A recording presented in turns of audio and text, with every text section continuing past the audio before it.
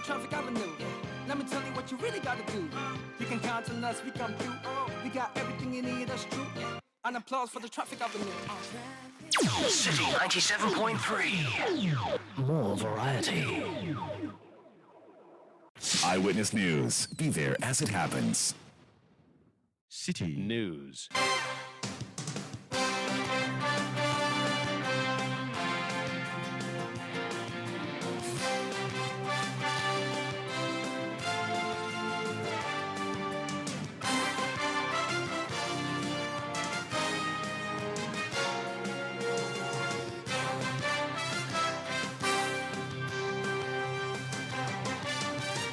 It's 17:30 GMT. This is Eyewitness News on 97.3 Citi FM.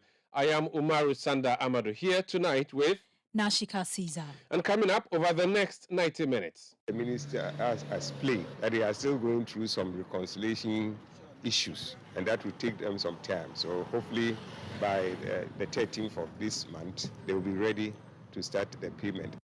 Coalition of opponents of government's debt exchange program commence a fresh campaign. This one is to ensure their matured old bonds are paid. We'll hear the full gamut of issues that it took to the finance ministry today. Also coming up. That when it comes to matters of death and burial, it's a family that decides. But whatever the decision, whatever date that you choose, you should know that the government will stand squarely behind you to make sure that we give him a fitting burial. President Akufo-Addo announced his state-assisted funeral for Ghanaian footballer Christian Atsu, who lost his life to the earthquake in Turkey. And later on Eyewitness News. Our demand is that if the system is compromised, INEC is compromised, so the entire process be stalled and cancelled. At least 7 out of the 18 political parties in Nigeria's Saturday elections boycott the coalition exercise, which is happening at the Electoral Commission's head office in Abuja.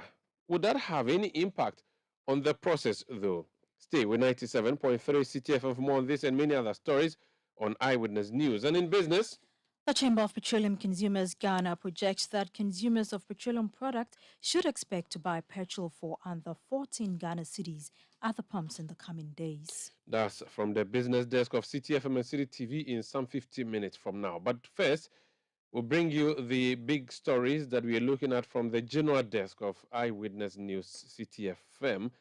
And we are live across Ghana on a number of affiliate stations. In Upper West, we are on Tumpani Radio 88.5 FM in Nadoli. We are on Jirapa 96.1 FM as well. In the Upper East region on Rikas 92.1 FM in Bongo, Namu, that's Upper East. In the Northern region on North Star Radio 92.1 FM in Tamale. In Northeast region, we are on Nobia FM 98.1 FM in Nalerigu. In the Western region on Beach 105.5 FM in Takrady, Sky Power 93.5 FM also in Takrady. In the Ashanti region, we are on Focus 94.3 FM, KNUST Campus, Kumasi, Orange 107.9 FM, Kumasi. Volta region, we are on Stella Radio 97.1 FM in Dabala, Holy FM 98.5 FM in Aflau. In the Savannah region, we are on Kasha 99.5 FM in the regional capital, Damongo. Do let us know what you make of the stories we are bringing you. Send us a message on WhatsApp 0549-986-996, 0549-986-996. You can also send tweets using the hashtag Citi Newsroom.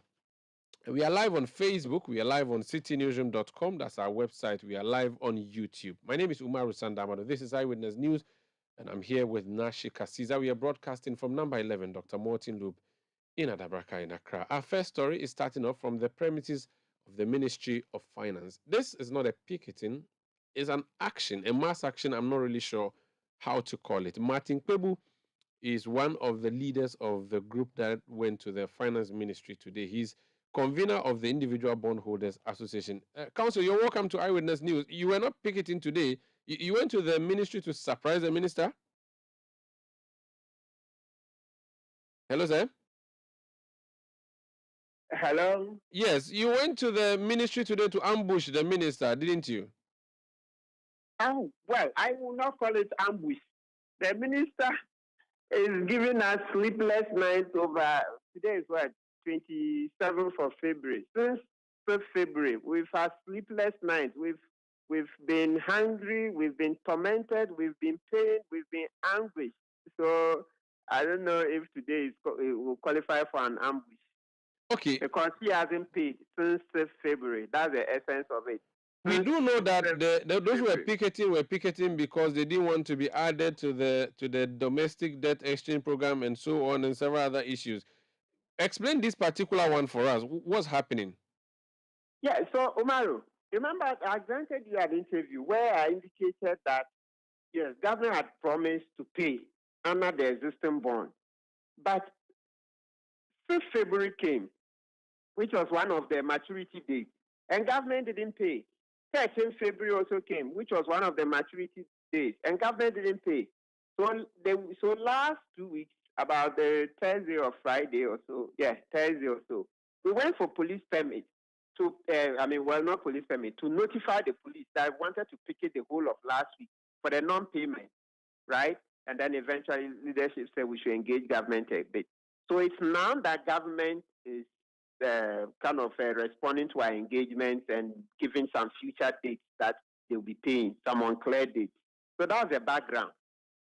All right. So why don't you take this up with the institution that sold the bonds to you? Why do you have to go bother the Minister of Finance, who is busy dealing with other issues?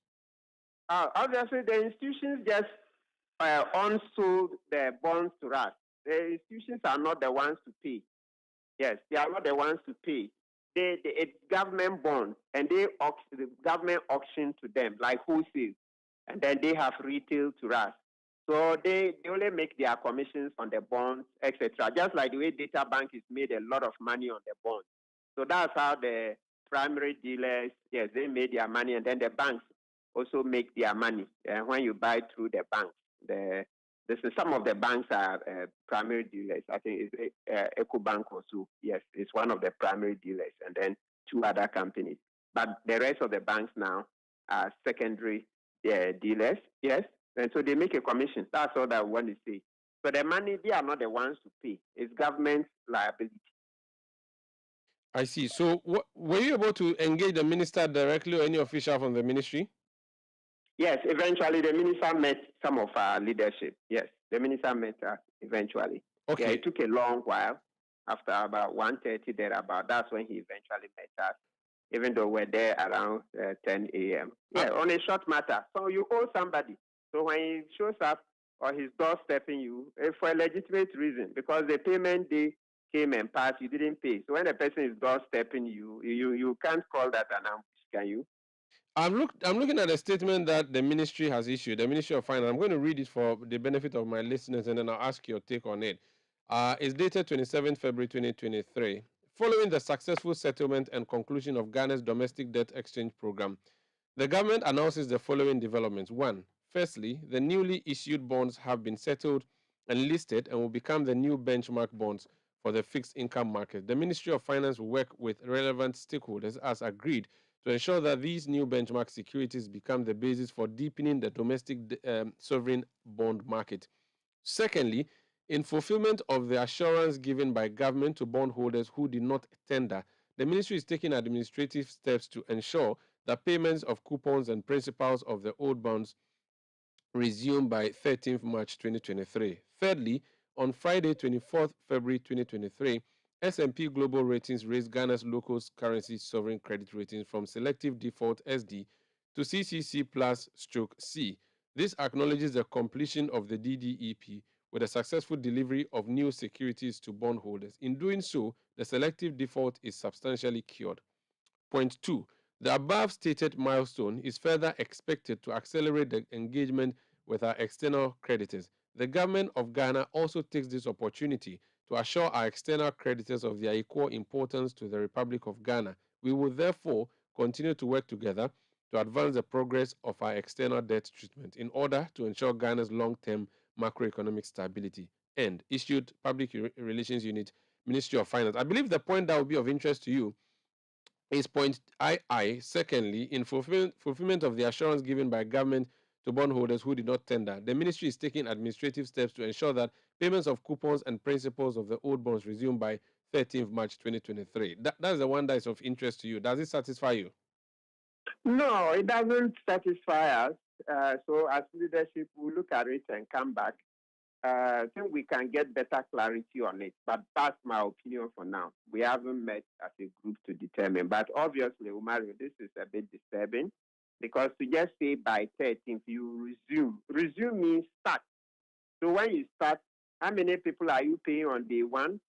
How many, and also by saying that by 13th, it means theoretically you can even start even tomorrow because today, obviously, they don't have it, and also tomorrow is out. But it means assuming something good happens, windfall, they can start any day before 13th. But by just saying by, will resume. So it means you will start paying. So when you say you start paying, do you see that you can pay, let's say, 5,000 people the first time, and then you say the money is finished. So the remaining 95,000 people, you will pay the following month or the next and the following or 1 year later. So you see the problems with the construction, the physiology. Yes, that's where the problem is. So this doesn't look good. We'll meet as leadership and see what we can make of it and to see if it's possible to get better clarification. Okay, what happens to your planned picketing at the Independence Square or the Black Star Square? You did not carry out your threat. Does it mean that you are prioritizing this particular issue? You want to deal with this one first before you go back to the old issues of the selection from the bond, from the debt exchange program? No, so it's the same thing. We're picketing because the main reason for the picketing was that government haven't said it will honor the existing bonds. On the 5th of February, 4.2 billion matured. Not all of it belongs to individual bondholders. There are other groups, the insurance companies, the pension funds, and the rest. But we were also part, but government didn't pay. So, Mario, the main reason for the picketing was that government had shown bad faith after promising that it will honor existing bonds. The payment dates had come, and government wasn't paying. Some matured on the 6th, government didn't pay. 13th, government didn't pay. 20th, government didn't pay. So that's the reason for the picketing, that government should walk the talk. What next for your group and the other coalition members that joined you today? Yeah, so we'll meet and see what to make of this letter. As I've said already, problems are emerging, but we have to meet as a collective and take a decision on it. Very well. Thank you so much for speaking to us. That's Martin Kwebu. He's lawyer and convener of the Individual Bondholders Association of Ghana. The group was at the Ministry of Finance today to complain about the non-payment of their matured bonds. This is Eyewitness News. We'll be back with more. Please stay.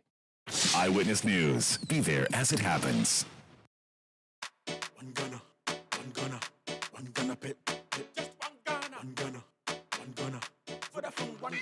Yo, bro, I beg, make you give me correct shock absorber. Or make a do video concept, then take the Gaussian P for the engine show you. Hey, yawa humache. Every morning you the tear calls, they browse. Actually, something they there. Hey, Tago, the way town make hot. I grow best one if you no po. If it be you where you get Vodafone one Ghana promo them out 20 minutes talk time to call all networks where you start get data and 1 gig from 5 a.m. to 11:59 a.m. Bye. Anka you go do pass me safe, Anka. You dial *530# make we enjoy. You go fit subscribe as many times as you want. Yes, plantain chips. Yo, sweet Ama, take this by Vodafone one Ghana bundle. Moku vibe plus video calls and taste. You catch the vibe early morning, 5 a.m. sharp. Vodafone, further together. There's something special happening at Heritage Christian College.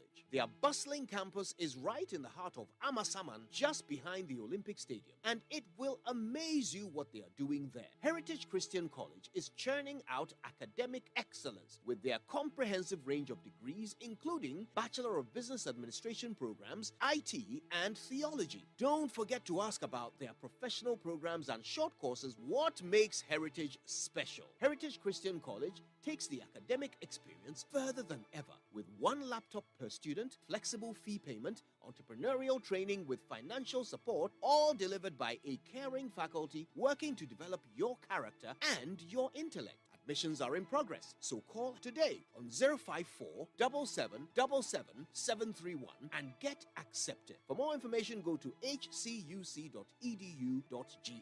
Heritage Christian College, a university educating compassionate entrepreneurial leaders. Hey,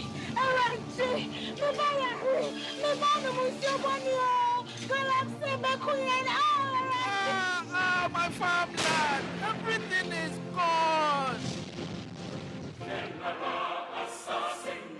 This is Galamsey, and this must stop. It's time to speak up, and time for action to finally put an end to illegal mining. Our future depends on this. So Nananum, Mr. DCE, Papa Farmer, Mr. Politician and Businessman, Papa Soldier and Policeman, Mr. Foreigner, respect the laws and help us protect our water bodies and communities. We have the power to change the narrative. We have the power to correct the wrong by standing together and supporting the government to stop the pollution and destruction. Let us arise for our survival. Arise for Ghana. This message is powered by the Ministry of Lands and the Natural Resources and the Minerals Commission.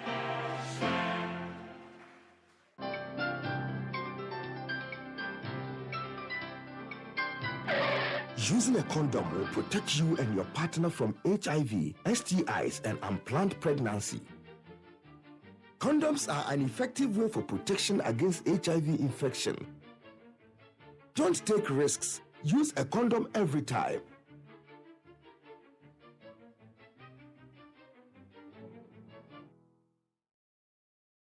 Always come prepared. This advert is brought to you by the Ghana AIDS Commission and Ghana Health Service. Let your voice be heard on Eyewitness News on Facebook at facebook.com/Citi97.3, Twitter at twitter.com/Citi973, and Instagram at instagram.com/Citi973 with the hashtag Eyewitness News. This is Eyewitness News on 97.3 Citi FM. We are coming to you from our studios in Adabraka in Accra. Let's go to some developing story, which is actually on our website, citinewsroom.com. Unknown persons ransack Ashimo's office at Teshi. Now, who is Ashimo? The Honorable Niyama Ashimo is a former member of parliament for Adentang. He is the Greater Accra Regional Chairman of the National Democratic Congress. And the report we are receiving is that some persons have gone to ransack his office in what looks like an attempted attack on him. He's joined us on the line now for more on what exactly happened. Honorable Ashimo, you're welcome to Eyewitness News. Thank you very much. What happened to you? Okay, Umaru, this is one of my offices that I have around Teshinogwa Estate. And then behind the office, I have this small place. Sometimes when I come to the office and I want to take a nap, or maybe I feel like I'm working deep into the night, I sleep over. I was supposed to even be here the Friday because we are going to have a meeting here on Saturday. But I told my secretary that I'm going to sleep another place, so I will see her on Monday. Lo and behold, this morning around 4 a.m., I was called that people has made their way through. This is one of the offices that is security tight. We have about, I think, 12 CCTV camera, 12 access control. We were able to make it through the ceiling, through my PA's office, through the secretary's office, direct straight to their target, the small room that has taken a nap over there. Lo and behold, when they came here, they did not take a phone, did not touch anything. After not seeing me, then they just ransacked the whole area. I don't know what documents they want, and they left the place as it is. So it is God by intervention of God. If I was, as usual, I said today is Friday, I'm working the night, let me take a sleep or a nap here. By now I would have been a body, not a human being speaking to you on the phone. It's very sad. This is the third time this thing has happened. On the 21st of December 2022, I wrote a personal letter to the regional commander of Ghana Police Service that this year I'm seeing some strange and abnormal people following me left and right. And I haven't received any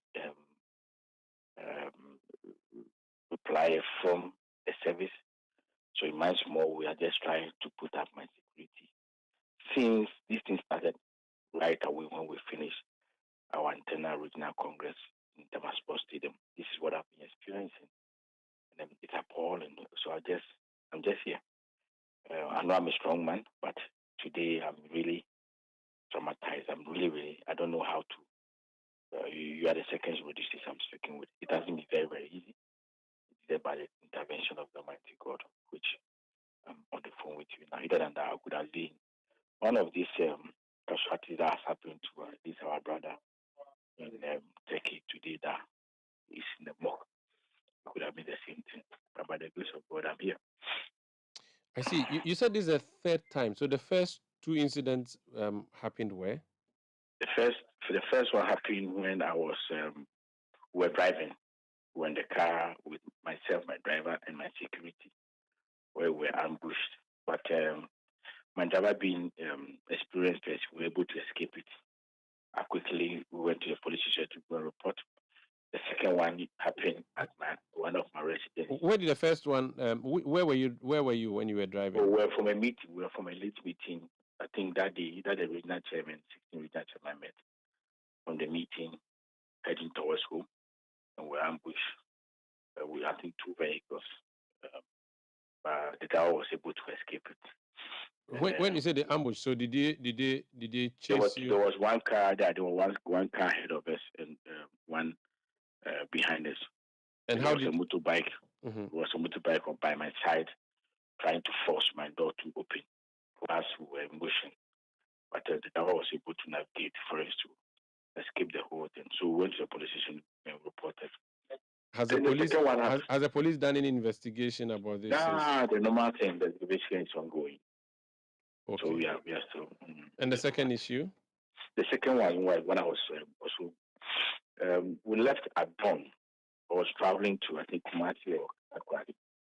The one we left home. Well, when the driver was trying to remote the gate was not open. So we were finding out we were wondering what was the problem because compression the remote, but the remote was not open. Lo and behold, the whole system has been jammed. So before we say Jack and he got out of the car to see whether they just scoop on him, but still he was able to put the car in drive and force the vehicle to push the whole gate down, and then we were also able to escape it. And we left. I also went to the police station again to report it. This one too, I've gone to the police station. I didn't go to the police station because I wasn't here. My instinct was telling me so. This Friday, I didn't take the nap here. So my accountant and one of my PAs has gone to the police station to go and report. Yes, they've been here. They've taken fingerprints. They've replayed the CCTV cameras. We've seen some of the faces of. We've seen the face of the lead gang. So hopefully, let's see the normal thing. If then the research complete, then we'll see how best it could be. But the one that happened in your house, you said it happened at dawn. So the people came to the house. Yes. And when you drove out, clearly there will still be some people left in your house, family members. Did these people attack these people?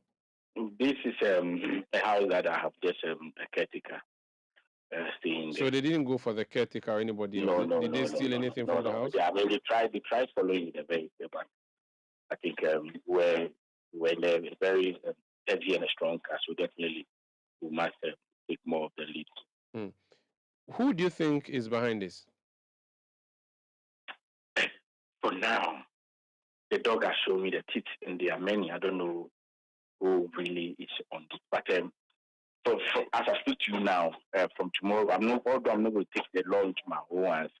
But this time, I'm going to be very, very careful, very protective, and see how best I can save my life apart from the Almighty God. For now, I don't know, but it could be internally, it could be externally, it could be people within my political party, it could be people within the other political party, because I don't do business with people where I'll say that maybe I own somebody or somebody that's giving money or I've done a deal with somebody that But as I'm telling you, since we came back from our internal election from Kumasi Sports Stadium, this is what I've been experiencing. And it's on and on and on and on and on. I mean, that is it. So all of this happening after your election as regional chairman? Umaru, these things started happening as soon as I became a regional chairman. Do you suspect that your competitors in the contest or anybody within the NDC may be behind this? I don't know. You know what? It's sequence. Let me tell you this thing. 2019, when I was going to contest at Lagos, the same thing happened. We also attacked in front of the former member of parliament of Amasaman's house. That one, I went to the police, and even those one, that one had a lances armed with me. They took it from me. That was also a week before the elections. You see how it's coming from. You see the science and you see where I'm coming from. Okay. You are a public figure. So these three instances, you have reported all of them to the police station. Which police stations for the three incidents? So we know. The first one I did at Achimota Police Station. The second one I did at Adenta Police Station. The third one I've done it at Greater Estate Police Station. What next for you? What are you going to do next? Now that you said you reported to the police, you haven't seen a lot of action, but you suspect that these people will come again because they've come thrice already.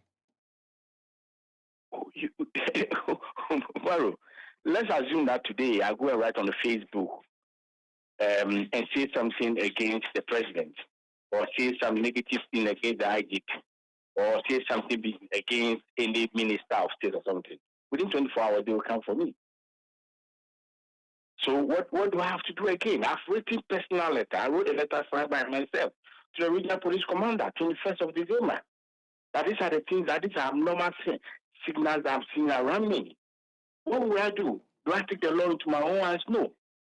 What do your party executives at the regional level think of this? I've spoken with my organizer today. He has asked me questions. He has told me tomorrow he will come and see me for a disability. We can put things together and with how best we can to beef up my security. But how do you beef up my security? Definitely, you have to go and get some few macho boys around you. You are a regional chairman. You are a public figure. You are a party person. People might not to interact with you. What do you do? So what do you do? It's a party members. You are not a family. Those that I'm worrying about is my family members. But for party, people can choose to call you or not to call you. What do? You can't call people and say that I've been attacked or somebody nearly came and killed me. These are the same thing that happened to our former member of parliament for, I think, Abuakwa, I've forgotten his name, at East Legon. This is the same thing. I mean, from the ceiling, they went straight to where I take my nap.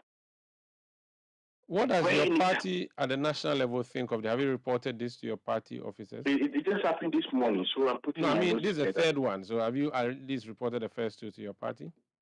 Oh, the first and second I haven't, but now that is the third time I have to put on official record, on the paper and send it to the national head office. Very well. We'll just ask you to be careful and do protect yourself. I will. And thank you for speaking to us. Thank you so much. That's Honorable Ashimo. He's the Greater Accra Regional Chairman of the National Democratic Congress, former MP for Adentan. This is Eyewitness News on 97.3 Citi FM. We are coming to you from our studios in Adabraka in Accra. We are also live around Ghana on a number of affiliate stations across the world on Facebook, on YouTube, and also on Citi FM or citynewsroom.com. Let's talk about Christian Atsu now, shall we, Ashkan? President Akufo-Addo has indicated that government will offer a state-assisted burial for the former Black Stars player Christian Atsu. The 31-year-old was trapped under the rubble in the aftermath of the two devastating earthquakes in Syria and Turkey, where the Ghanaian player played his club football. The family of Christian Atsu were at the Jubilee House today to officially inform the president of his death. The president for the Ghana Football Association, Kurt Okweku, spoke on behalf of the family. We are going to call on His Excellency, the President of the Republic. This indeed with a heavy heart that I've had to accompany the entire membership of the family of our brother Christian Atsu, to officially thank you for all the support that you've offered us since the incidents of February the 6th happened in Turkey and in Syria, and also to officially inform you about the intention of the family to work closely with the Ministry of Youth and Sports, the Football Association, and the government led by your good self to give our brother a befitting burial. Christian Atsu was a very, very dedicated footballer who had 66 caps for the Black Stars. The height of his career was in the year 2015 when he scored the best goal of the tournament at the AFCON. He was also selected as a member of the team of the tournament. And most importantly, he was voted the best player of the tournament in the year 2015. Christian Atsu served the Black Stars with all his heart. He served all national teams as and when he was called upon. And until his demise, he was still a member of our team, so long as the team selectors picked him. Beyond the field of play, Your Excellency, he was a philanthropist. His deeds and works are all over the place. And I think the world has spoken to all the good deeds that Christian Atsu did to mankind. Your Excellency, I'm here today with two members of the Football Association, Nana Safo Odro, Executive Committee member, and Alex Asante Chum, the head of National Teams Department, but also from the close family, the twin sister of Christian, Achubi.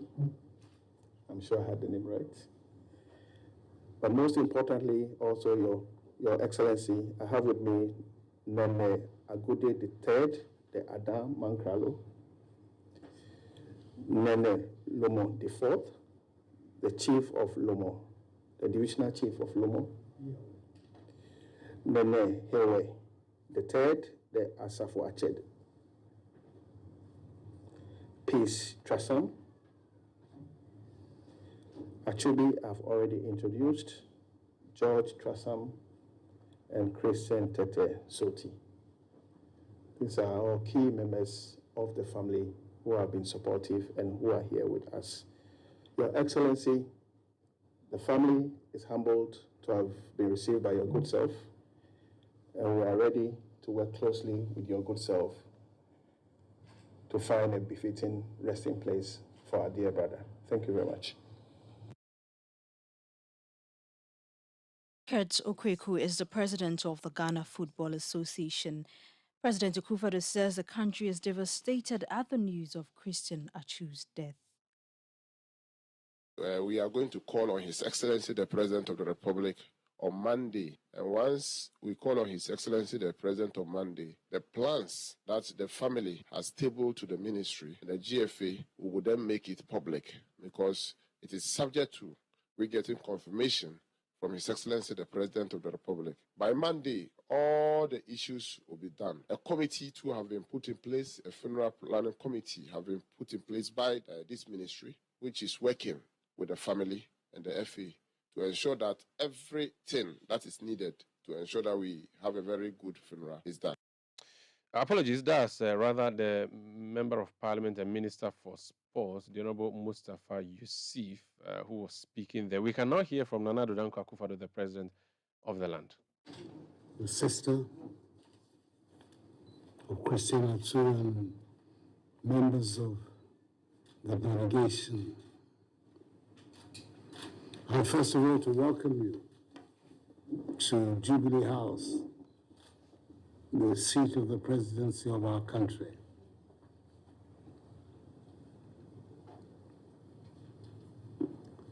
There are times when it is not pleasant to be in this chair, Today is one of them.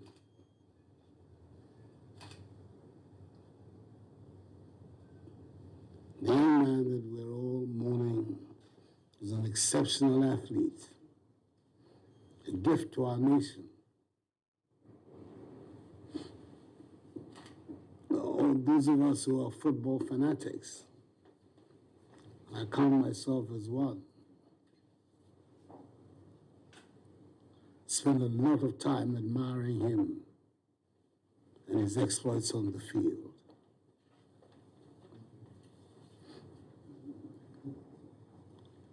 The news that came from Turkey as a result of this tragedy that occurred there was also a very tortuous experience for us. Because initially we were made to understand that he was all right, and then came the concluding, defining news that indeed he had been called by the Almighty. It's a tragedy for his family, it's a tragedy for his community, and it's a tragedy for our country. I want to express to you, representatives of his family and of the football fraternity of Ghana, my deep condolence and sympathies for what has happened. And I speak not just for myself, but for the entire 31 million people of our country.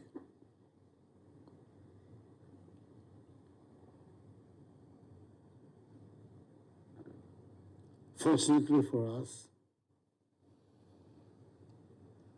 we have in Turkey a very dedicated, dynamic woman who's our ambassador, who spared no effort to make sure that not only was he located, but that decent arrangements were made for his repatriation to us here in Ghana. I thank God for that. Just as I thank God also for the cooperation of the Turkish authorities, who have proved that a friend in need is indeed a friend indeed. I've had the privilege of talking to the Turkish President Erdogan to express our collective thanks to Turkey and to his government for the assistance that they gave, not just in locating our compatriot, but also facilitating his return back home.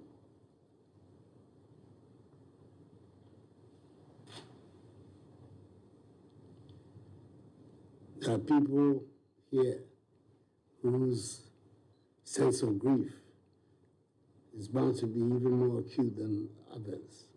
And I speak particularly about his twin sister,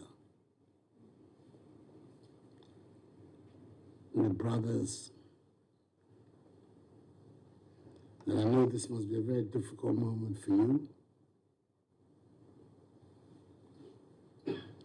But I think our responsibility is to give you as much support as we can.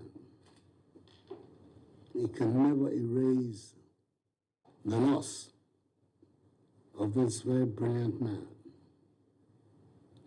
But there it is. I always console myself with the thought that at the end of the day, no matter the circumstances, the Almighty will call each one of us one by one. And perhaps that was his destiny, that he would be called in this tragic way. It is important that the Ghanaian people express their appreciation for his work that he did for our nation and the contribution he made to the development of the game, which is our national pastime, soccer, and to the development of sports in general. So I've asked the Chief of Staff, who unfortunately is outside Accra today, to to make sure that we organize a state-assisted funeral for Christian Atsu, depending on the date that you, the members of the family and the GFA, will select.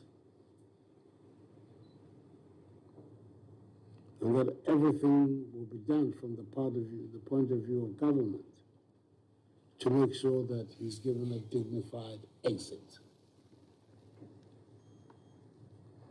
I think it's my duty and my responsibility as president to make sure that that happens. I don't know what your plans are, but I would think that the sooner we can get this unfortunate episode behind us, the better for all of us, as a nation, as a community, as a family, as a sporting fraternity, and not to have it linger for too long. But as I say, the decision as to when the funeral will take place is that of the family. That is a tradition in Ghana that all of us know. That when it comes to matters of death and burial, it's a family that decides. But whatever the decision, whatever date that you choose, you should know that the government will stand squarely behind you to make sure that we give him a fitting burial. The only thing I would ask is that when you're deciding on the date, that through the Minister for Sports, you link up with my office to make sure that the date you choose is a date where I will be here in Ghana. That was President Akufo-Addo there. Now, Tulewewura Amonabefe Burini I has been named as the next Yagonwura. This announcement was made by the Kingmakers of Gonja on Monday, February 27, 2023. Amonebafe will succeed the late overlord of Gonja traditional area, Sulemana Tumba Borasi Japa I, who died on 5th February 2023. Citi News' Savannah regional correspondent Richard Fogo reported that at the Japa Palace, the Kingmakers of Gonja went into conclave and, pursuant to the traditions and customs of Gonja, announced the selection of the paramount chief of the Tulewe traditional area, Tulewe Hura Amonabefe Burini I, as the next overlord of Gonja. This announcement comes after the funeral rites of the late king of Gonja, Yagbonrua Tuntumba Buresa Jakpa II, were performed. Even a man who claims to be an agent for the Ghana Education Service has been arrested by the police at the Free Senior High School Placement Center in Accra. Deputy Coordinator for the Free Senior High School Secretariat, Nana Afra Sika Mensa, tells Citi News the young man has defrauded a parent to the tune of 1,000 Ghana cedis to help get a school placement for their ward. Nana Afra Sika Mensa cautioned parents to only seek assistance from officers of the Secretariat. We arrested a guy here. He was taking thousands of cedis from parents that he wanted to help them with school placements, and that he's an agent. And so I told them they should take him to the station, and then we'll take the necessary action against him. And so ever since we started, I think last year someone was arrested. This year, today is the first time we've arrested somebody. So we keep on telling parents that they shouldn't engage people outside. They should rather come to the hall and talk to the staff from the secretariat, but they are still engaging people from outside. Meanwhile, they will take it and then they will still bring it to us for us to resolve it for them. So I don't know why they keep on engaging people from outside. So this will serve as a deterrent to people not to engage people outside, but they should rather come to the hall and engage the staff here. Nana Afra Sika Mensa is the Deputy Coordinator of the Free Senior High School Secretariat.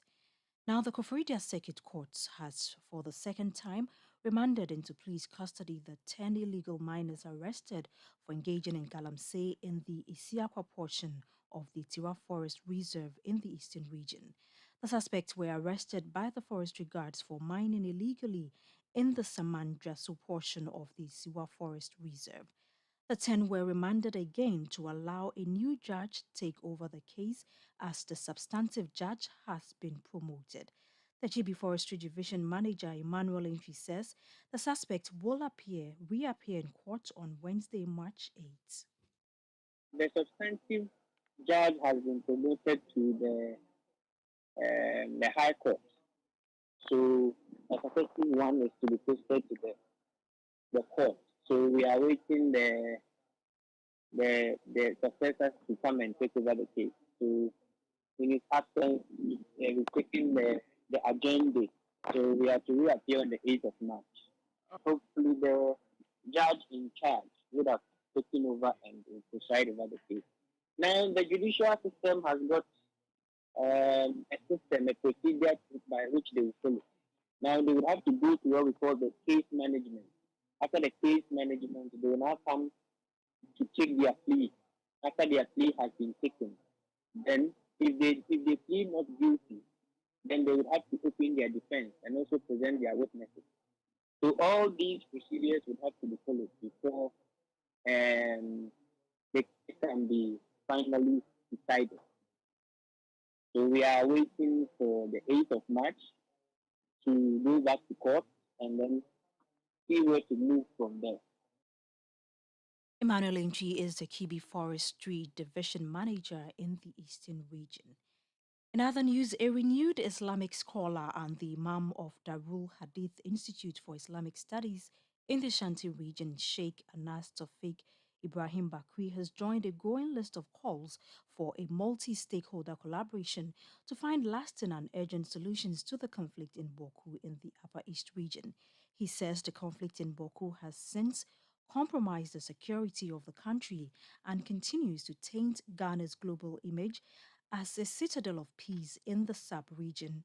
Addressing journalists in Kumasi, Sheikh Anas Tawfiq appealed to the indigenes to lay down their weapons in the interest of peace and also called on the government to set up a special relief fund for victims displaced by the conflict. We at Darul Hadith renew our call to the people of Boko to do more and lay down their weapons in the spirit of peace and unity that Islam teaches. We plead that they silence their guns and peacefully coexist, as happened some 1,440 years ago in the era of Prophet Muhammad ﷺ between Aus and Khazraj in Medina after centuries of war between the two clans. We call on all stakeholders, including government, Nairi, Kusasi chief, civil society organizations, the media, faith-based organizations, northern political and business elites, youth groups, Mampusi and Kusasi graduates and students organizations, women groups, and the entire Ghanaian community to join hands in waging and enduring peace in Boko. This deserves our complete and clear support. We call on the government to set up a special relief fund for the people of that area, especially for women and children, as they continue to lose their businesses and breadwinners through these conflicts. This unnoted humanitarian crisis in the area is further deepening the problem. Sheikh Anas Tawfiq Ibrahim Bakri is a renowned Islamic scholar and the Imam of Darul Hadith Institute for Islamic Studies in the Shanti region.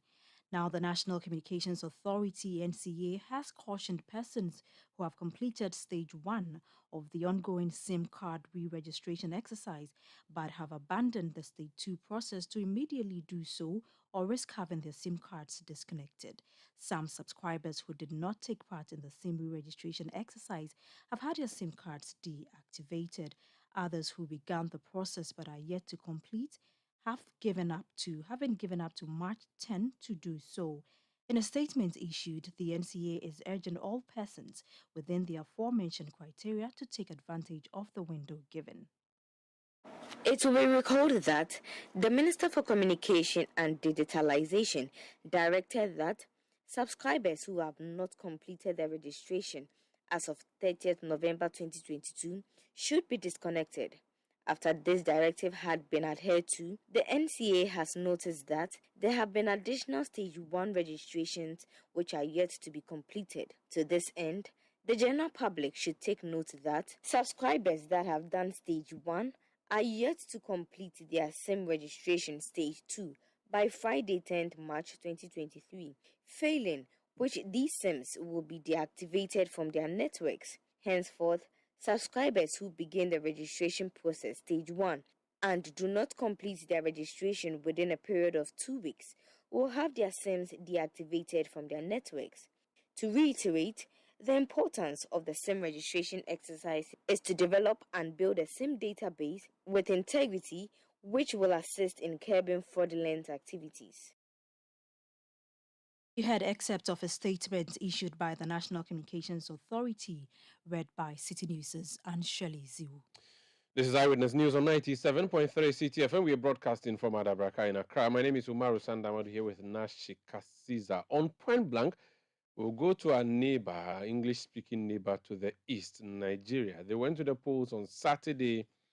The election results are trickling in, and it's too early to say anything yet. Over a dozen results from 36 states are already through.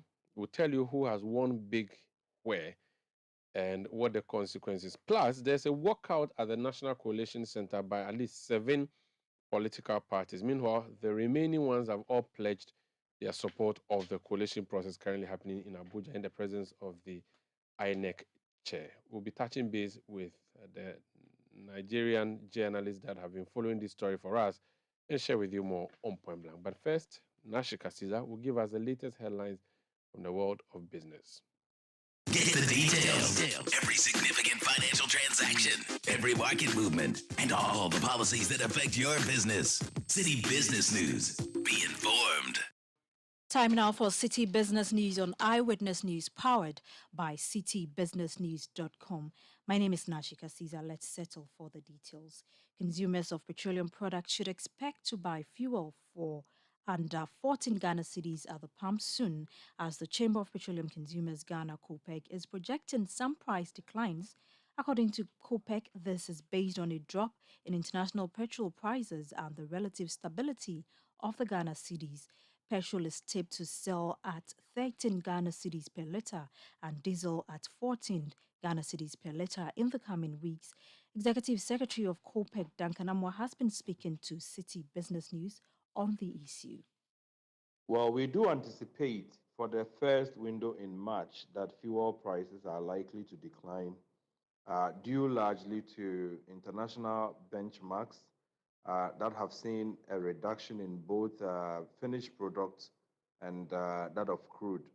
The cedi has also been relatively stable, though it depreciated a bit over the window. Overall, you are looking at between 2 to 5% for both petrol and diesel, while for LPG, you are likely to pay a little more due to benchmarks also being a bit higher on current window than previous window. So for LPG, you are likely to add about 4% to what you are paying now at the start of the first window in March.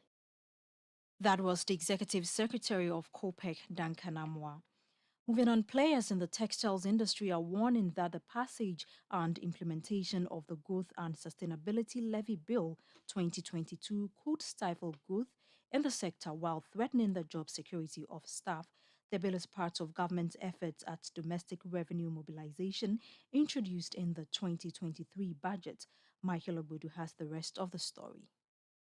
The Growth and Sustainability Levy was introduced by the government to raise revenue for the growth and fiscal sustainability of the economy. This, the government hopes, will help salvage the economy from the impact of both the coronavirus pandemic and the Russia-Ukraine war, which have both resulted in unprecedented global crisis, depreciation in currencies, and impacted living conditions and inflation levels. The levy is to be imposed on profit before tax of companies and institutions and on production in the case of mining, upstream oil and gas companies at the end of every quarter. The estimated revenue target for the levy for 2023 is approximately 2,216 million, and this will be achieved by taxing these companies between 2.5% and 5%, while others depending on their sectors, will be taxed 1% of gross production. But what do players in the manufacturing sector make of this? Fatoumata Doro is the Managing Director of Textiles Ghana Limited. Depending on the industry, we might incur between 1 to 5% on our profit before tax. That's a high cost on us. That's a high cost because we are barely coming out surviving from last year that we are now getting a new tax. Knowing that we have also, so I mentioned the RFO, we have also lost some benefit, or I would say some kind of subsidy on duty payment. Now we are fully paying it, and then this new levy coming out. I mean, the industry are suffocating. There will be a limit at how much we can no longer bear an extra taxes, and I think that new levy is really not what we can support. I mean, we cannot support it because we are barely surviving now. She added that if the levy is not given a relook, staff in the sector will soon have to battle with job security. How can we ensure employment? Because we should also weigh the pro and cons. As much as they are trying to generate revenue, then they should look at employment. Because any company that cannot no longer take care of those costs would now think about employment. And we don't want to get there. Fatoumata Duru is the Managing Director of the Textiles Ghana Limited, ending that report by Michael Obudu. Moving on, the Rice Millers Association of Ghana has welcomed government's decision to invest over $68 million into the rice production to boost local rice production. This will help increase local rice production while reducing the country's annual rice import bill, which stands at $560 million. The investment is also expected to increase domestic rice production from the current 1.14 to 2.4 million tons per annum and increase yields by 30%. Speaking to Citi Business News on the matter, the convener of the Rice Millers Association, Yao Idupoku, said the rice production sector will greatly benefit if government is successful with its plan. I don't think this was captured in the national budget. So it may be now that the government will be looking for the funds for that, for the rice sector. Assuming that the government is able to procure this fantastic amount to put solely in the rice sector, then we will say that this will change the face of rice in Ghana. The will is there for the value chain to act. But the point is that such interventions have been done over and over the years, but we don't actually see it happening. This time, we are going to monitor and call out the government that the players in the field should be identified and be part of the stakeholder that will get this project going, so that we will all see the success of it, and the money will not be thrown into the bottomless pit that seeks to suck out every activity and program that we bring to this country. Yao Idupoku is convener of the Rice Millers Association of Ghana. Now, the National Petroleum Authority had earlier indicated the Gold for Oil policy mandated that oil marketing companies must have at least 45 outlets to purchase the product. However, the Association of Oil Marketing Companies has now clarified that this is not the only requirement for participation in the program. Some smaller companies which did not meet the 45 outlet threshold expressed concern about being excluded and potentially going out of business. In response, Kwekwe Jumandia, who is the industry coordinator of the association, assured the media during the press conference today that alternative criteria were in place to enable these companies to access the products under the program. We also had other issues in terms of who qualifies. So we put it all together. That was the gamut of criteria that we had. So that one is only one of them. So that you have somebody who have got that many stations, but the reach is good. I'll give examples. You have people who have stations in the north. You have the same number of stations in the south. The guy in the south, the same number of stations. The throughput is more than the north. The same number of stations, north and south. So it depends, and of course you may have more stations, but you go to some places, it depends on where your stations are. You may not be having a very good throughput versus somebody who is in like Tampo, Kumasi, those places. They are populous areas that we expect them to have higher throughput. So it's more of what somebody can carry out and other conditions which was spelled out. So what you heard was only one of them. And we sat with them and we had the others concerning owing the government, owing taxes, owing MPA stuff and all that. So there's a gamut of them. So somebody satisfied all of them and it's only half stations. And you realize that he's doing pretty well. How would you allow him to go? Kwakwa Jumandia is the industry coordinator of the Association of Oil Marketing Companies. Finally, the Federation of Africa Medical Equipment Disposal and Devices is projecting that medical devices market will expand by $7.1 billion by close of 2023. The Federation attributes the projection to the growing population of African continent.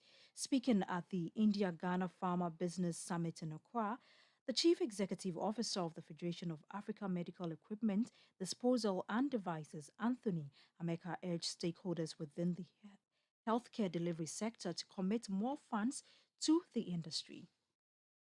The market is growing due to population growth and the changing nature of burden of diseases. There is therefore the need to decrease the gap between the demand for and access to quality healthcare for all. Currently, although the continent accounts for approximately 17% of the world population, it accounts for 25% of the world burden of diseases. This will be further affected by the fact that Africa's population is growing and is expected to nearly double, thus to reach 2.5 billion population. Simultaneously, the number of people aged 60 and older is predicted to reach 67 million by 2025 and 163 million by 2050, thus leading to an increasing number of people living with chronic diseases and disability. This will eventually increase the demand for a variety of healthcare services. As for 2021, healthcare expenditure in Ghana was valued at 14.5 billion Ghana cedi. At the exchange rate that time was around 2.4 billion. Anthony Ameka is the Chief Executive Officer of the Federation of Africa Medical Equipment, Disposal and Services. And that's all for City Business News on Eyewitness News, which was powered by your most comprehensive business website, citybusinessnews.com. My name is Shika. Up next is Point Blank. Football from around the world. Feely on HD Plus from 17 January 2023. Score HD is available only on HD Plus channel 151. For Pepsodent, smiles are one of the most important things we have. The problem is, globally, 1 in 2 children suffer from cavities. Pepsodent, with maximum cavity protection, helps to prevent the formation of cavities. Pepsodent, because every smile matters. This advertisement has been vetted and approved by the FDA. If home is where the heart is, then let's go home, shall we? Let's go where the entertainment is, where the passion is, where the laughter is, and sometimes even the tears too. Let's go where we feel safe enough to share our opinions. And send tweets. Where we do that embarrassing little dance to our favorite song. Let's go home where the love, the care, and the joy live. There's no place like home. Connect your home to super fast internet with affordable data bundles from MTN Home. Visit broadband.mtn.com.gh or your My MTN app to sign up today. MTN.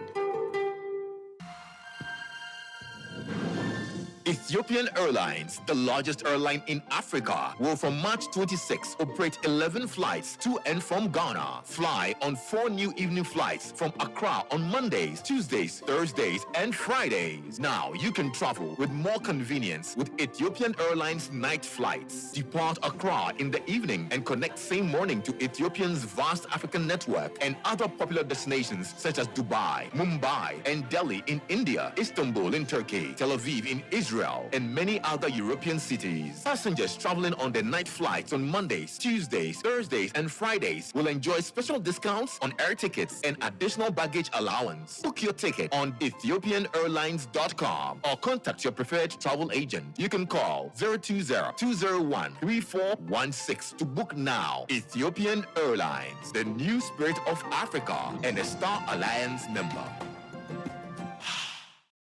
Eyewitness News. Be there as it happens. You know, Papa, see that? And it's rickety car. Hey, Papa! Papa! Bobo, so how your engine now? It is half man, half amazing. Thanks to Cause and you. Can feel better energy. Can't touch this. Tell you guys, so Sancho's engine just died like that? Yes, so somebody managed to convince him that there is a better engine oil than Quartz. And he switched. Sancho Panzapa. Now, which engine oil can be better than Quartz? No other, my guy. Quartz with its age-resistant technology, it keeps your engine younger for longer. Now you know. Have you guys seen the new bottle design? It's superb. Quartz 9000 from Total Energies there improves fuel efficiency. Why do you think Mr. Mane and Logoso have taken the Quartz Nation movement World Cup like that? Sorry. Chairman. Quartz. Keep your engine younger for longer. Agronaide, football from around the world. Feely on HD Plus from 17 January 2023. Score HD is available only on HD Plus channel on 51. Oh, Jack, where are you in a hurry to? Child, I'm going to Imperial to do my car insurance.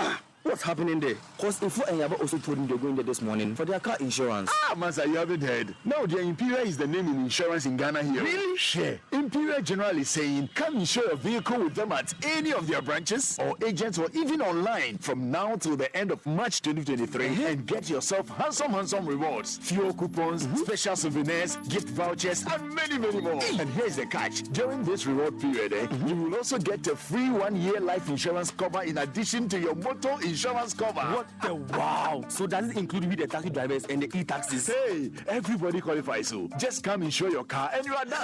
Call 0302-788-955 for further details. T's and C's apply. Imperial General Assurance. Solid protection.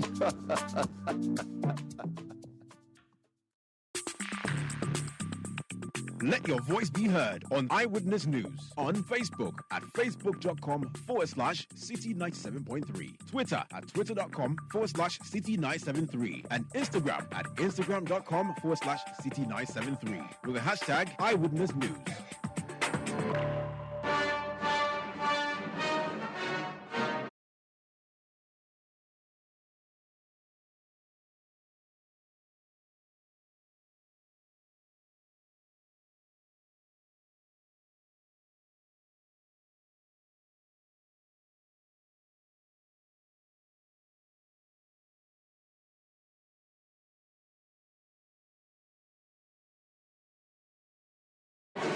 This is Point Blank on Eyewitness News. My name is Umaru, Sanda, Amadu. Tonight we are focusing on Nigeria.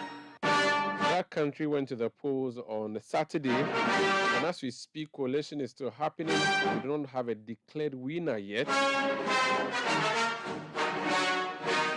But the Independent National Electoral Body, the INEC as it's known as, has confirmed some of the results. There are 36 states in Nigeria, and the results have been coming through state by state. So far, INEC has confirmed in 10 states, the results from 10 states. Let me just share with you the results. In Ekiti, Tinubu of the APC has won. In Oyo, Tinubu has won. In Kwara, Tinubu has won. In Ogun, Tinubu has won. In Ondo, Tinubu has won. That's Bola Tinubu. Then in Oshun, Atiku Abubakar has won. That's the PDP candidate. In Yobe, Atiku Abubakar has won. And in Gombe, Abubakar Atiku has won. So Abubakar has 3 states. Then Peter Obi has Enugu and Lagos. Peter Obi of Labour. So Tinubu currently leading with 5 states. Atiku Abubakar following with 3 states. And Peter Obi with 2 states. This out of 10 states that have been declared. Mind you, there are 26 more to go. We're following the details there. Meanwhile, at the National Coalition Center, where the results are being confirmed and corroborated, there was drama as about 7 of the political parties stormed out. They said they're not going to be part of the coalition process happening. They raised a number of challenges with the process and say that the whole process is problematic and has to be scrapped. Let's hear from 2 of the spokespersons of the group of parties that stormed out. Dino Melaye of PDP, he's the agent at the National Coalition Center, and Umaru Farouk Ibrahim, he's the National Secretary of the Labour Party, also at the Coalition Center. Listen to them. Before he will review, knowing fully well that once a declaration is done, there can't be any review but courts. So we are completely dissociating ourselves, and that's why we stage a walkout. All the political parties here stage a walkout to express the unfortunate politicization and commercialization of our electoral process. How many of the parties have taken a walkout? We are about 9-10 of us here, understand? And we are saying that INEC is compromised, APC have influenced INEC, and we can see results are being changed. We have records of where elections did not take place and results have been prepared. Yeah. We have records of where the beavers were not used and results have been pronounced. What is difficult in the INEC chairman showing the uploaded results so that we can compare and interrogate that made by the state returning officers. But they cannot upload results. They cannot show us uploaded results because they know that what they are going to upload will be at variance with what they are presenting to Nigerians. So the electoral process has been rigged. INEC have rigged the 2023 elections, and we are completely dissociating ourselves from it, and we know what to do next. We have aired our observation to the national chairman of INEC. He has refused to listen to us. We made observation. He wants to us to receive and accept the doctored results that came from the collection center at various states. We do not agree with that, and we have empirical evidence that we have our agent have observed to us, and they have informed us reliably that the Vivas machine have not been used. Where they are used, they are being compromised, and the results of the Vivas machine have not been uploaded to INEC portal. And we have observed on Saturday, around the hour of 2 p.m., the INEC portal has gone down. The server has gone down. INEC have reportedly claimed, and they have also acknowledged and pleaded with Nigerians that they are having a glitch in their server. And now that server will still monitor it.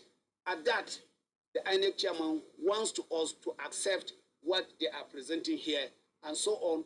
We do not accept. Are you accusing INEC of We are accusing INEC. We are accusing INEC for not listening to the cry of millions of Nigeria that what they have, the confidence that all the Nigerians that have come to vote for their respective candidate, their beloved candidate, they have believed in what INEC has said.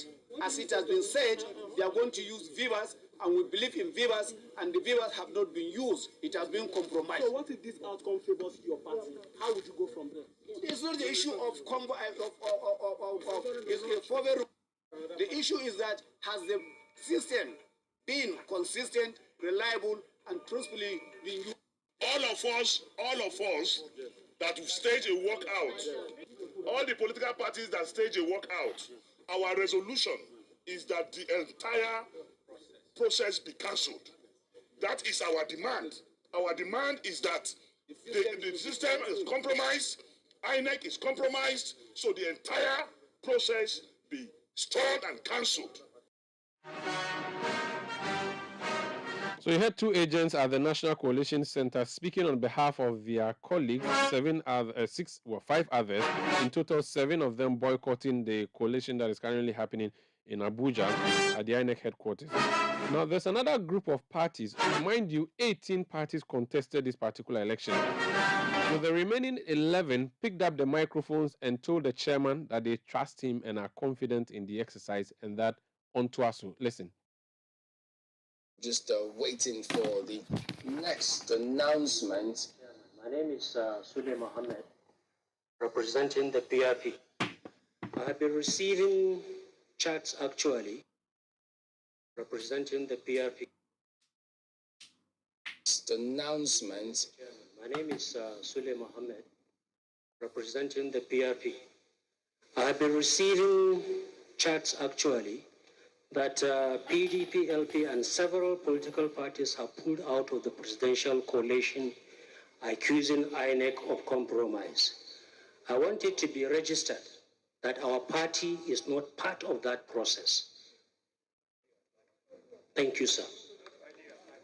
Okay, thank you. Mr. Chairman, my name is Muhammad Ibrahim Biu. I'm representing the Social Democratic Party, SDP. We are not part of that. We are here to do the coalition. So we are not pulling out. Thank you.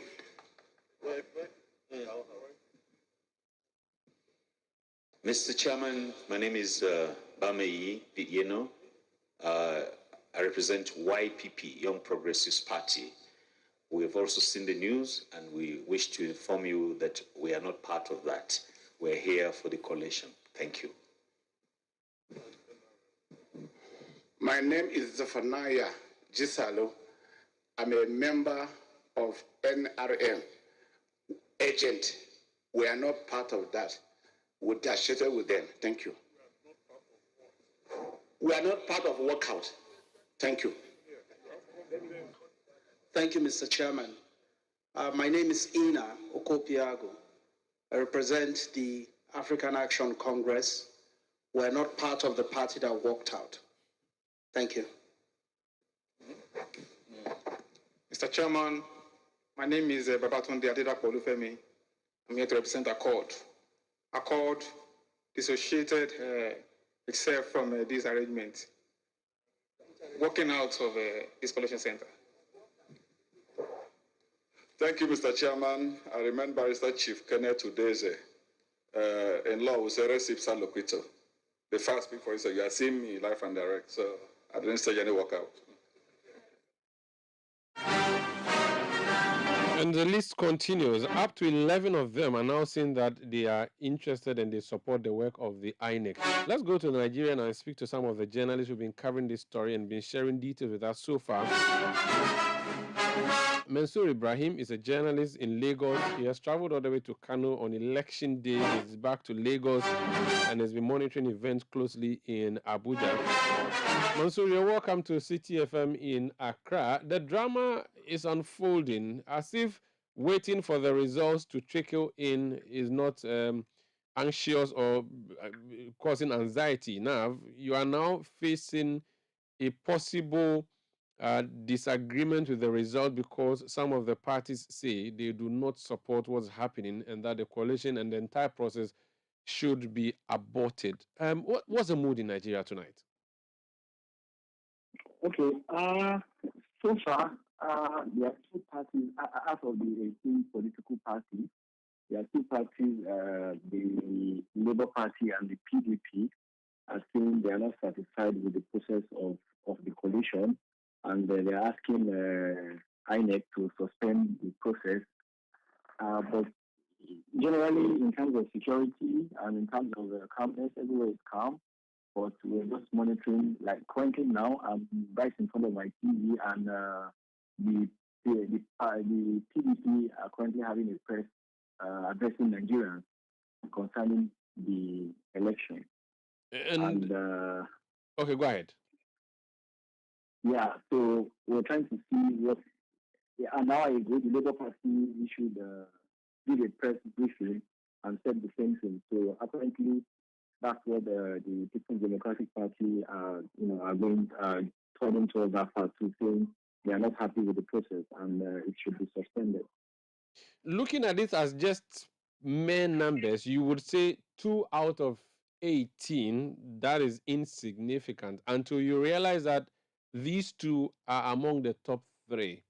And so what these two parties are saying is very significant, even though they may be too small a number out of 18, but they whatever they say hold weight because they are having votes in millions coming through tonight, Andy. Yes, I think where the problem is coming from is from what INEC told Nigerians some weeks before the election, that the process of transmission of results from the polling unit to the collation center and down to the National Collation Center, which is in Abuja, they are saying that they are not seeing that process. The transmission from the beavers, which is the machine that is used in accrediting voters, they're saying they're not seeing it being transmitted from collation center to the National Collation Center. And also they are saying the results on the website is different from what their individual party agents have from the field, because at every polling unit, every party is supposed to have party representatives who will scrutinize the results that is being collected from the polling unit down to the collation center. So they are accusing INEC that some of the results, if not all the results, have been manipulated, and what they have with them from their party agents is different from what INEC is officially telling Nigerians, so that they are concerned and they're saying the process should be suspended and calling for another presidential election, sort of. So we're watching the situation, we're monitoring the situation, and we're hoping INEC is meant to resume by 8 p.m., which is in 10 minutes. So we're hoping they will have one or two things to say concerning that, if the election announcement of result is going to continue or it's going to be suspended. So we're waiting in the next 10 minutes to see what INEC have to say on this. So this boycott would have no consequence on the overall declaration, would it? Because they haven't gone to the court to stop the process. They only called the media and said the process should be stopped. That means the process may not necessarily stop, correct? Yes, okay. In the electoral law, once the process of the announcement of the results has commenced, it can't stop. Whatever you have to go to the court, which is after the process has been completed. But the ruling party, about 30 minutes ago, issued a press statement saying they have it on good authority that the Labour Party and the PDP are trying to, go to court to tell INEC to suspend the announcement of results. So it's a little bit tricky on who is going to follow the law here. The law says when the process has started, you can't stop until it's finished.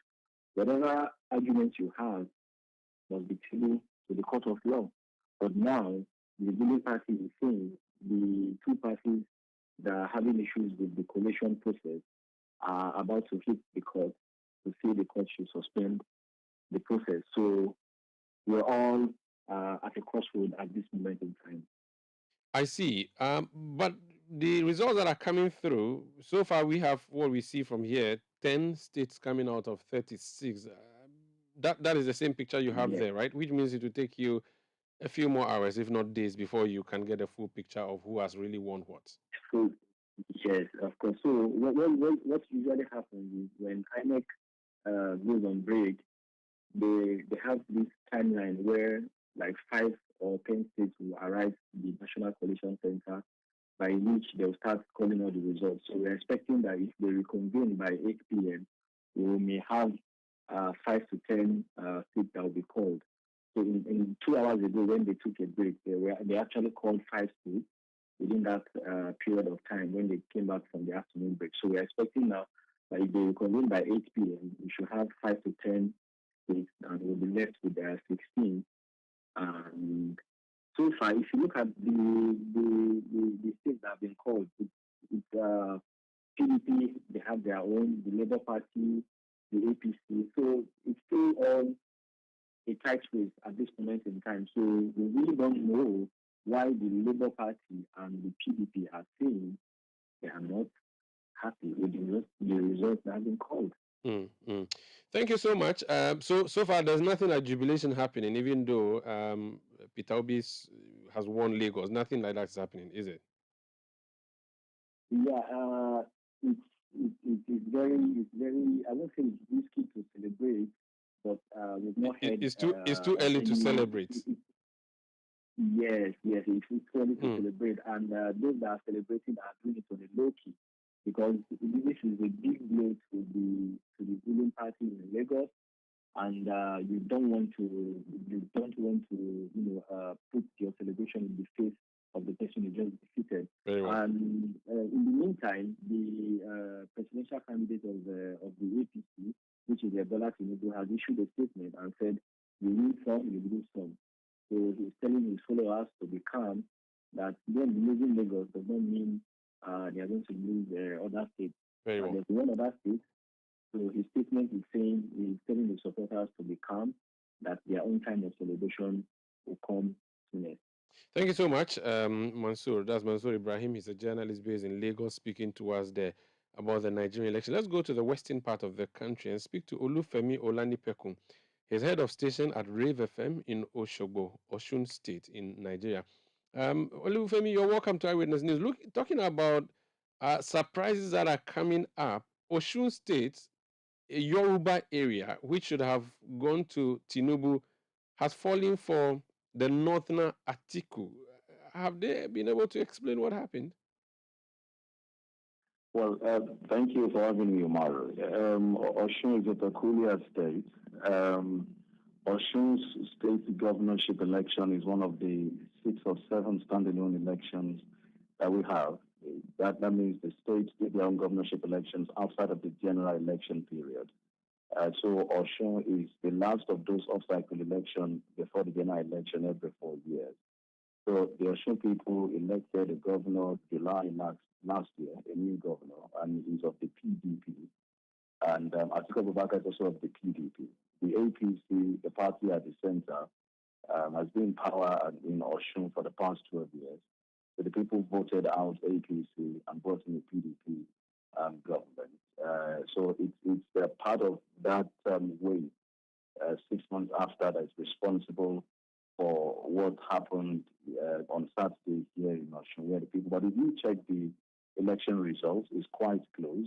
The difference is just by 10,400 votes. That's the difference between the APC and the PDP.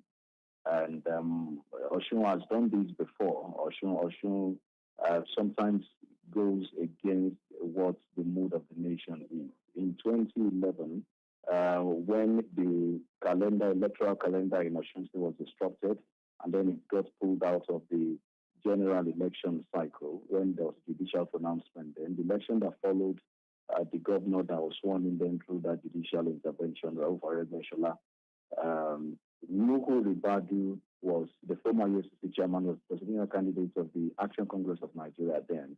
That was when Goodluck Jonathan contested for president, and then there was this Goodluck Jonathan wave all over the nation, especially down south and the north central. Osun was the only state down south that gave Nuhu Ribadu, their votes in the south here. So Osun sometimes goes against the regular pattern of voting in the region.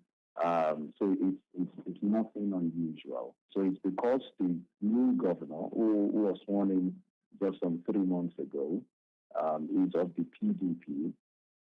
That's why it's easy for Atiku Abubakar, a northerner, to also win the Oshun election here against Bola Ahmed Tinubu, the Yoruba man. And so it happened in 2011, it's happening again here now. I see. Interesting.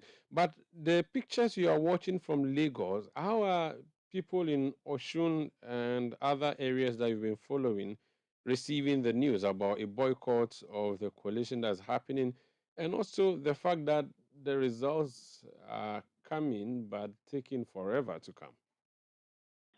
Well, so every election cycle, every general election cycle, most times the official results do not come in until Tuesday. We do not get the full picture until Tuesday or Wednesday. That's when we have the official pronouncement of the president. But with the look of things, it's likely going to extend this time. Well, the news about the boycott is not that widespread here, except those who are glued to their television networks, from Lagos. And it's of concern. I should say that this is perhaps, in fact, the most keenly contested presidential race since 1999, at the beginning of the First Republican democracy return. Before now, what we've had are duopolies. I mean, the APC and the PDP, the PDP and the APP, the PDP and the AD. And this is the first time since 1999 I will have a presidential election, and 48 hours after, Nigerians cannot say categorically which party has won. This is the first time we're having a credible third force that is challenging the hegemony of the two establishment parties, the APC and the PDP. This is the first time, for instance, that Bola Tinubu, the APC and their legacy parties, the AG and the ACN, will be losing Lagos State. Bola Tinubu has not known Lagos since 1999. He was governor 2 times, but then he has always practically installed his successors, the governors of Lagos. So this is the first time this party is losing Lagos. This is the first time we're having someone like Peter will be coming from, I dare say, nowhere and ruffling feathers of the establishment. So he has lost, his party has lost Lagos, but does it mean they've also lost the governorship in Lagos? APC, I mean. No, so the governorship election is in 2 weeks' time. That'll be March 11. The fact that APC lost Lagos now, from what I'm seeing of party chieftains in Lagos, they are re-strategizing to ensure that they do not lose the governorship. And I should say that the dynamics of the governorship election might be slightly different. It's likely going to be more violent because the APC will not want to yield or lose that seat easily. After losing these, I've seen some party chieftains from Lagos, asking their chieftains to go all out again if they have to beg Lagosians, if they need to cajole, if they need to do anything. Some using subtle threats, and there's been some, isolated reports of clashes also, descending into ethnic violence. Peter Obi is from the east. Bola Tinubu is from Lagos State, is a Yoruba man, he's from the west.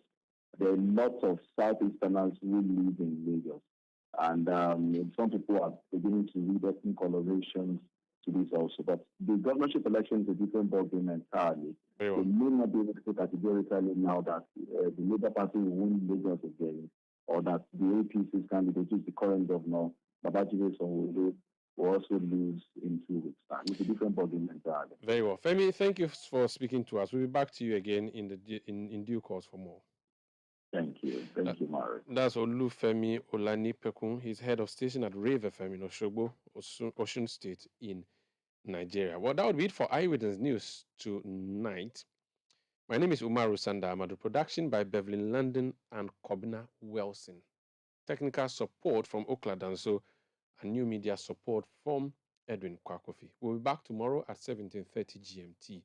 Thank you for listening to Eyewitness News. If you want more on what's happening in Nigeria, you want to stay tuned into Citi TV because Bernard Kokwavle has some more for you on the point of view at 9 p.m. Nigerian Elections 2023, an analysis of the latest results. Please stay with us.